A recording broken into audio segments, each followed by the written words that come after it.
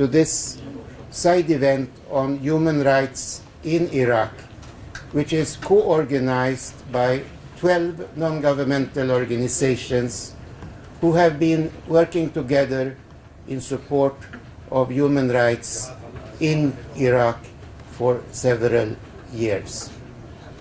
My name is Jan Lönn. I will be the moderator of this event. And as you may recall, it is now, in this month, and just a few weeks to come, it is 13 years ago since the illegal war of aggression against Iraq was launched.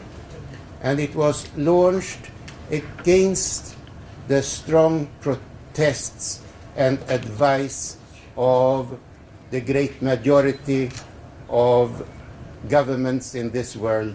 And first of all, I would like to say, against an enormous upsurge of popular protests during February and March 2003 against the plans to launch a war against Iraq. There were millions of people protesting in demonstrations all around the world on the 15th of February and in March.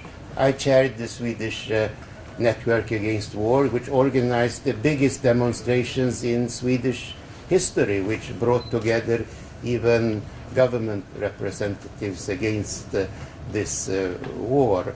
So it's an important issue that we have at stake, namely that we are now seeing the consequences of this illegal war that was launched against Iraq. All the bad, ugly consequences are now being seen in the Iraq, which is divided according to sects and regions, and where forces have appeared that had no place ever in Iraq before, but who have been brought forward by the ugly character of this invasion and occupation and what followed.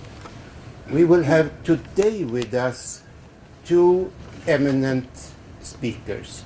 They both come from Iraq.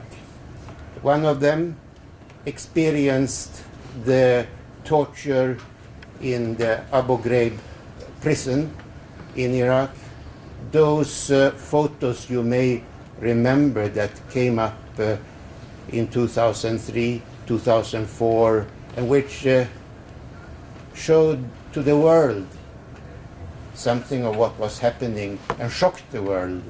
The pictures from the Abu Ghraib prison, and we have one of those victims of this torture that came to be known in the world, who is with us and who will talk to us.